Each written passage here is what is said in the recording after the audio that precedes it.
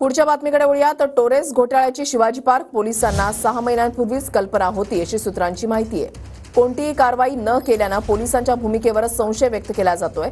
SP दर्जाच्या अधिकाऱ्यांकडून Shivaji park पोलिसांची चौकशी सुरू आहे अशी सूत्रांची माहिती आहे आणि कारवाई झाली असती तर 6 महिन्यांपूर्वी घोटाळा थांबवता आला असता असं देखील कळतंय। कृष्णा सोनरवाडकर आमचे प्रतिनिधी या संदर्भातली अधिक माहिती देतील। कृष्णा, वृषाली, आपण पाहतोय की लाखो मुंबईकरांचे कोट्यवधी रुपये बुडवणाऱ्या टोरेस कंपनीच्या विरोधामध्ये आता आर्थिक गुन्हे शाखेने तपास सुरू केलेला आहे आणि काल एकूण 6 ठिकाणी छापेमारी करण्यात आली, ज्यामध्ये 3 कोटींची रोख रक्कम या टोरेसच्या वेगवेगळ्या कार्यालयातून जप्त करण्यात आलेली आहे। मात्र जे काही माहिती आता समोर येते आहे त्या माहितीमध्ये जर आपण पाहिले तर 6 महिन्यापूर्वी शिवाजी पार्क पोलिसांनी टोरेसच्या व्यवस्थापनाला एक नोटीस पाठवलेली होती आणि चौकशी कामी पोलीस ठाण्यात हजर राहण्याच्या सूचना केलेल्या होत्या।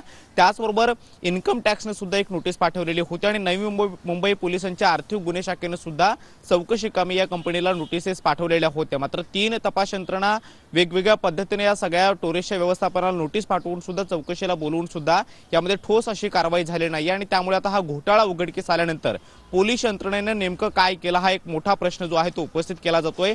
जर वेळीच पोलिसांनी कारवाई केली असती तर लाखो मुंबईकरांचे जे कोट्यवधी रुपयांचा ते बुडालेले आहेत त्यात कदाचित हा घोटाळा तेव्हाच उघडकीस आलेला असता तर काही मुंबईकरांचे पैसे जे आहेत ते वाचले असते। महाराष्ट्राच्या वेगवेगळ्या भागामध्ये टोरेसनं आपलं आलिशान ऑफिस उभं केलं, लोकांना कार देऊ केल्या, त्याचबरोबर महागडी गिफ्ट देण्याचे आमिष दाखवले आणि त्यानंतर जास्तीत जास्त गुंतवणूक घेण्याचा प्रयत्न केला आणि त्या पद्धतीनं 11% जो व्याजदर आहे तो सर्वाधिक व्याजदर डिसेंबर महिन्यामध्ये द्यायला सुरुवात केलेला होता आणि त्यानंतर लोकांनी त्या प्रमाणामध्ये मोठ्या प्रमाणामध्ये आपली लोन काढून किंवा वेगवेगळ्या पद्धतीने पैशांची व्यवस्था करून या टोरेस कंपनीमध्ये गुंतवलं आणि त्यानंतर डिसेंबर महिन्याच्या अखेरीस या कंपनीनं आपला संपूर्णपणे गाशा गुंडाळलेला आहे। सध्या आर्थिक गुन्हे शाखेने या सगळ्या प्रकरणाची चौकशीला सुरुवात केलेली आहे। 3 जण सध्या अटकेमध्ये आहेत। मात्र या सगळ्याची टोरेसच्या जी काही कार्यपद्धती होती त्याच्या पडद्यामागचे नेमके सूत्रधार कोण आहेत, रशिया आणि युक्रेन कनेक्शन जे काही समोर येत आहे तर खरे आरोपी हे परदेशामध्ये पळालेले आहेत का, या सगळ्याची चौकशी आता केली जाते। मात्र पोलिसांनी कारवाई का केली नाही